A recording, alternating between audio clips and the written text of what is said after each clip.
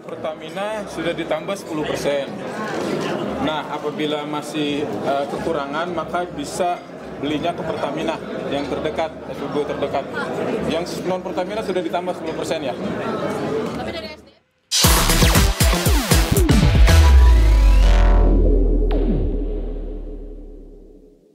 Kepala Satuan Kerja Khusus Pelaksana Kegiatan Usaha Hulu Minyak dan Gas Bumi atau SKK Migas, Joko Siswanto angkat bicara terkait kelangkaan BBM swasta seperti Shell, AKR, serta Vivo di Indonesia.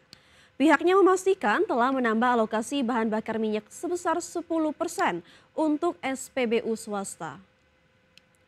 Joko menyebutkan jika masih ada kendala pasokan BBM, pihaknya meminta masyarakat untuk mengandalkan pasokan BBM dari SPBU Pertamina yang terdekat. Yang non Pertamina sudah ditambah 10%. Nah, apabila masih kekurangan, maka bisa belinya ke Pertamina yang terdekat, SPBU terdekat. Yang non Pertamina sudah ditambah 10% ya. Tapi dari SD. Kita ke informasi pertama pemirsa, Kementerian Energi dan Sumber Daya Mineral meresmikan dimulainya tahapan desain teknis atau Front End Engineering Design atau FEED untuk proyek lapangan gas abadi Blok Masela yang berlokasi di Laut Arafura. Proyek strategis nasional tersebut ditargetkan mampu memproduksi 9,5 juta ton LNG per tahun. Kementerian Energi dan Sumber Daya Mineral bersama SKK Migas dan Inpex Corporation melalui anak perusahaannya Inpex Masela secara resmi memulai tahap Front End Engineering and Design atau FEED untuk proyek LNG abadi Blok Masela di Indonesia. Tahap ini merupakan tonggak strategis dalam perjalanan proyek LNG abadi menuju realisasi sekaligus mendukung target nasional untuk mencapai swasembada energi dan transisi menuju energi bersih. Wakil Menteri ISDM Yulio Tanjung menyebutkan, proyek ini tidak hanya memperkuat ketahanan energi nasional, tetapi juga menciptakan multiplier efek yang signifikan dengan menjadi lokomotif penggerak ekonomi nasional maupun daerah melalui pemanfaatan sumber daya yang ada di kawasan proyek dan sekitarnya. Proyek strategis nasional ini ditargetkan mampu memproduksi 9,5 juta ton LNG per tahun, 150 MMSCFD gas pipa, serta sekitar 35.000 barel kondensat per hari. Fasilitas LNG darat juga akan dilengkapi teknologi Carbon Capture and Storage atau CCS guna menekan emisi karbon sehingga pasokan energi tetap stabil sekaligus mendukung target pengurangan emisi nasional. Keberadaan proyek ini akan memberi kontribusi besar terhadap ketahanan energi, mengurangi ketergantungan impor, serta meningkatkan daya saing industri domestik. Untuk kegiatan abadi Masela. Jadi kita mengharapkan itu proyek-proyek yang sudah diinisiasi yang merupakan PSN ini bisa dilaksanakan. Untuk proyek abadi Masela ini, jadi total investasinya sekitar 20,9 miliar US dollar. Investasi proyek gas abadi Blok Masela tercatat sebesar 20,94 miliar dolar Amerika. Dengan tahap pengembangan proyek diperkirakan menyerap lebih dari 12.600 tenaga kerja, sementara pada tahap operasi akan melibatkan sekitar 850 pekerja. Pemerintah menargetkan lapangan gas abadi mulai berproduksi pada 2029.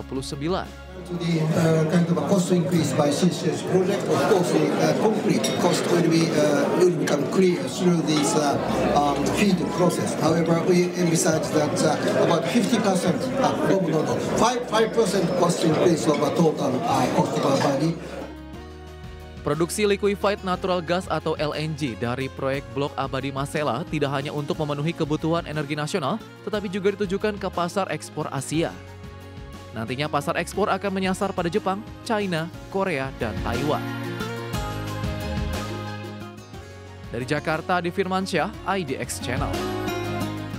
Pemerintah tengah mempersiapkan pembentukan Kementerian Haji usai rancangan Undang-Undang Haji disahkan dalam rapat paripurna DPR RI. Pemerintah kini sedang mengebut proses administrasi dan kajian teknis agar kementerian baru tersebut segera terbentuk. Menurut Menteri Sekretaris Negara Prasetyo Hadi, pemerintah menargetkan proses pembentukan Kementerian Haji dapat berjalan cepat agar persiapan pelayanan jemaah haji tahun mendatang bisa dilakukan lebih optimal.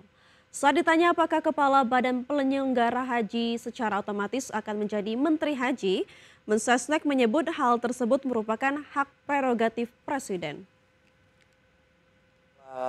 Keputusan RUU Haji memang betul kemarin sudah disahkan di paripurna di DPR, dan kami pihak pemerintah sedang maraton untuk mempelajari dan kemudian menyelesaikan secepatnya ya, pembentukan Kementerian Haji sebagaimana yang diamanatkan di dalam Undang-Undang Haji tersebut. Minta waktu sebentar. Kemungkinan seperti itu. Tapi kita tunggu keputusan dari Bapak Presiden, karena sepenuhnya kan itu menjadi hak prerogatif Bapak Presiden kalau sudah kita putuskan dan beliau menandatangani menjadi. PT Charon Pokpan Indonesia Tbk kembali memperkuat lini bisnis pembibitan unggas lewat transaksi afiliasi bernilai puluhan miliar rupiah. Melalui anak usahanya, CP Jaya Farm, perusahaan membeli fasilitas pembibitan unggas dari PT Istana Satwa Borneo di Kalimantan Selatan. PT Charoen Pokpan Indonesia Tbk atau CEPIN membeli fasilitas pembibitan unggas dari PT Istana Satwa Borneo di Kalimantan Selatan. Presiden Direktur CEPIN Thomas Effendi menyampaikan transaksi terbaru dilakukan pada 28 Agustus dengan nilai total 24,56 miliar rupiah. Aset yang diambil alih meliputi tanah seluas hampir 38.000 meter persegi di Kabupaten Tanah Laut, Kalimantan Selatan, lengkap dengan bangunan, mesin, dan peralatan pembibitan. Di mana mayoritas saham PT Istana Satwa Borneo yang menjadi pihak penjual juga dimiliki CEPIN secara tidak langsung hingga 99,99%.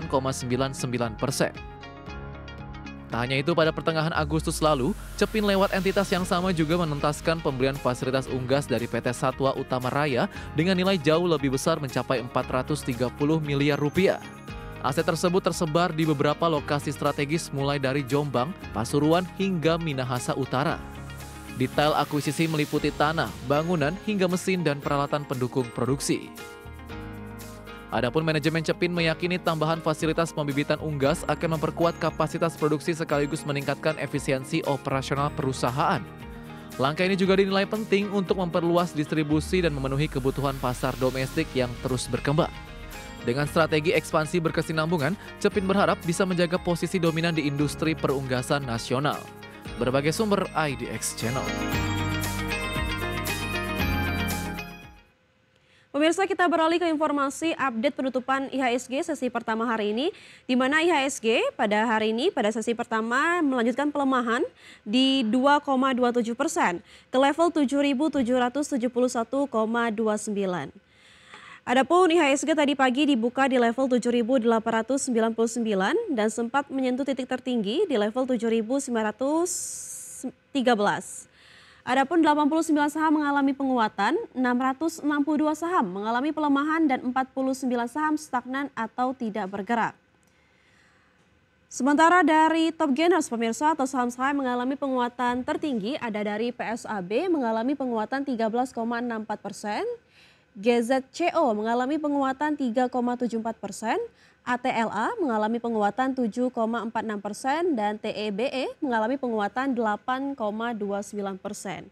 Dari top losers pemirsa atau saham-saham mengalami pelemahan terdalam ada WIFI mengalami pelemahan di 8,68%, BBRI mengalami penurunan di 2,66%, WIRG mengalami penurunan di 14,21% dan Antam mengalami penurunan di 2,35%.